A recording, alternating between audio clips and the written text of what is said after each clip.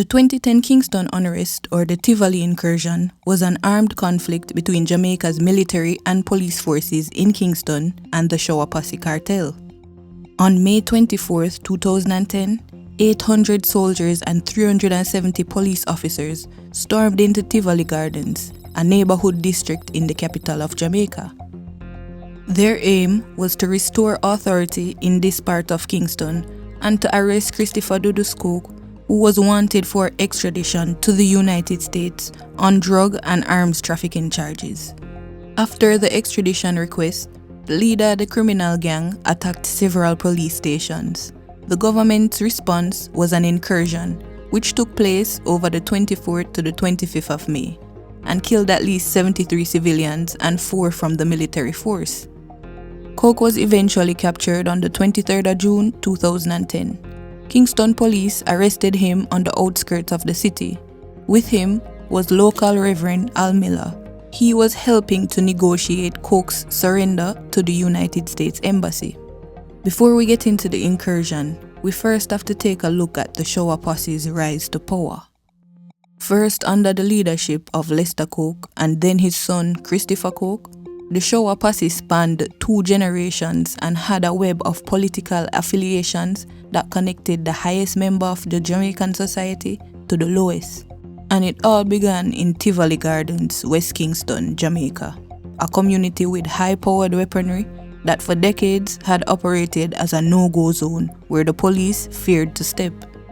So how did they get here? How them come by such arsenal in them possession in the first place?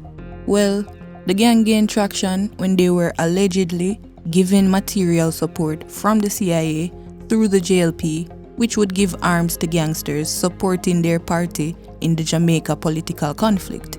The Jamaica political conflict was a long-standing feud between the JLP and the PNP, which often exploded into violence between the 60s and the 80s. We covered this topic in a previous video, so if you're interested, go check it out after this one. After his father's mysterious death in 1992, Christopher Coke eventually took over the leadership of the Shower Posse and its political garrison in Tivoli Gardens. The trouble that led to the Tivoli Gardens incursion began in August 2009 when the United States government requested the extradition of Christopher Dudus Coke.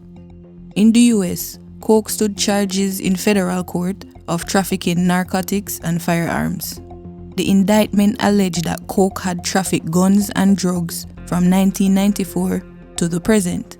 The Fed said that they had telephone wiretaps from as late as 2007 between Coke and Shower Posse members in New York, implicating Coke in various schemes to ship drugs into and guns out of the United States.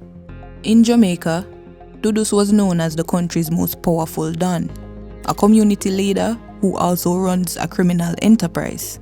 His base was in Tivoli Gardens, in the Prime Minister's electorate. Here, everyone called him President. Coke was so powerful that Prime Minister Bruce Golding spent months resisting the extradition order. Prime Minister Bruce Golding refused the US government's request to extradite Coke to face charges in New York. Golding said the wiretaps used to charge Coke were obtained illegally under Jamaican law.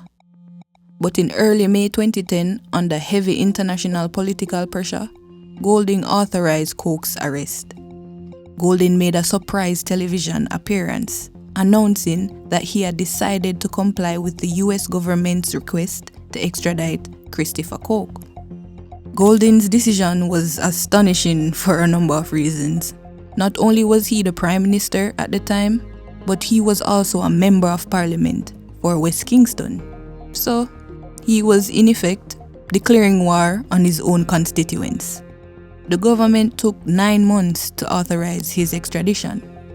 Following the announcement, supporters of Christopher Coke began erecting barricades at the entrances of the Tivoli Gardens community.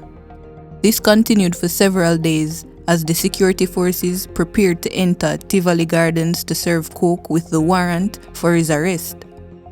Remember, it took the government 9 months to authorize his extradition? Well, Coke used this period to gather a good amount of weapons and recruit other gunmen to protect himself from getting arrested. Gunmen from Tivoli Gardens and approximately 300 other gunmen from across Jamaica were hired to prevent the arrest of Coke. Coke converted Tivoli and nearby Denham town into a personal fortress. Barricades of rubble and barbed wire sprang up across major intersections. It really looked like Coke was preparing for war with the Jamaican state.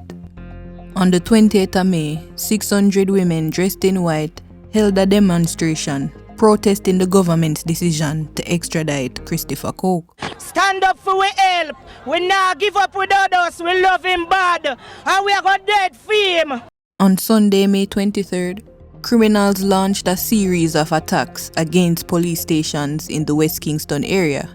The government had no choice but to declare a state of emergency. This decision was based on information and advice provided by the security forces that actions were being taken which posed significant threats to law and order in the corporate area. So we've covered most of the events that led up to the Kingston Unrest. Now let's get into the incursion. Approximately 800 soldiers of the JDF and 370 officers of the JCF were involved in the operation. Explosions, gunfire, and smoke could be seen and heard over the city. Security forces broke through the barricades and fought their way into the Tivoli Gardens community on the 24th of May.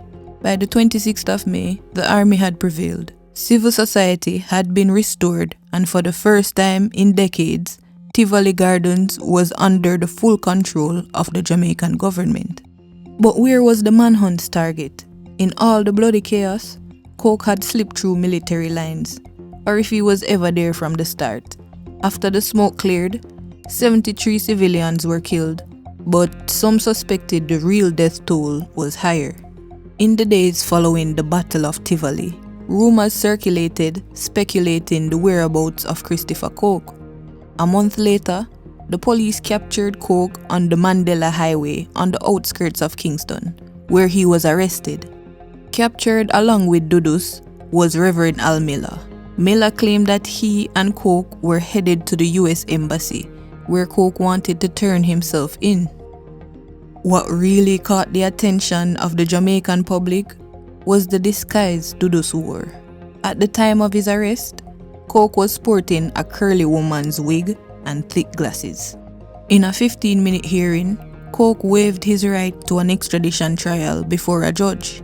The hearing took place under heavy security at a military outpost in Kingston, due to fears of possible attacks by supporters.